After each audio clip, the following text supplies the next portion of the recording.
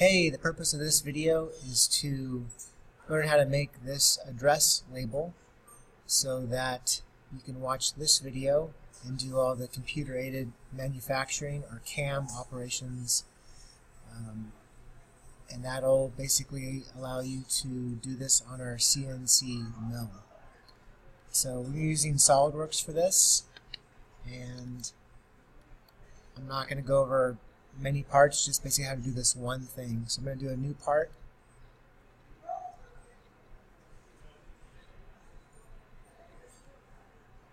After that, I'm going to click Sketch, click Rectangle. It says, hey, where do you want to design from? I'll click on Top, and then I'll also, here on the Viewer Orientation, I'll also click Top. And I'll left click one time on the origin, which is right here. Make my rectangle. Then I'm going to dimension it. Maybe you want it to be 8, 10, or 12 inches. So 10, enter.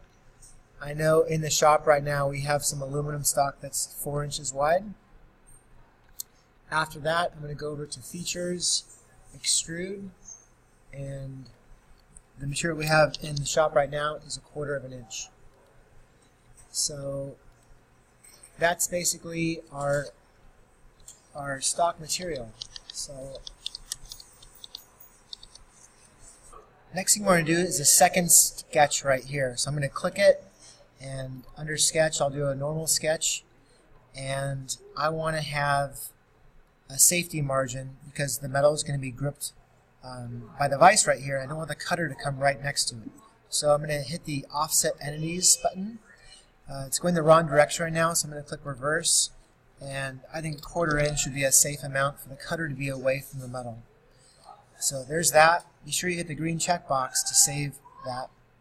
After this, to do your letters, numbers, and any other kind of designs, you're going to use the spline command. At least that's one way to do it. Just start clicking your mouse, and you'll have these curves. And the more mouse clicks that you have, the more you can change it, which I'll demonstrate in a second here.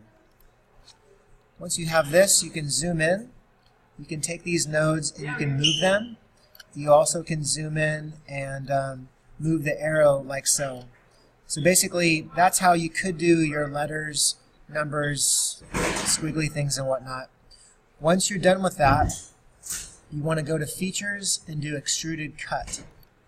Okay, and with the Extruded Cut, that's the direction it's going to cut in. That's what I want.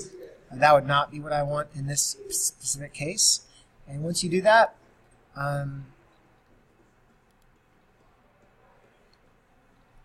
it'll cut it. I went all the way through my metal though. That's not what I want. So if you right click, hit Edit Feature, instead of going all the way through, you can go maybe half the distance. It's up to you, but I wouldn't go all the way through for this project. So it's pretty easy in SketchUp. You know, if you want to go in and change a sketch, like if my material, instead of it being 4 inches, now it's 4.5, you can go in here and change it. So this saves my sketch. That cancels my modifications. So you can right-click a feature and hit Edit Feature, change how thick it is. So SolidWorks is pretty flexible about going back and making modifications and things like that.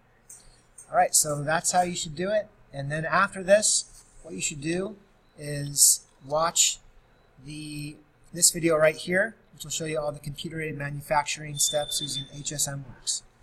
And then you'll be able to make this on our Tormac CNC mill. Alright. Thanks for watching, and that's it.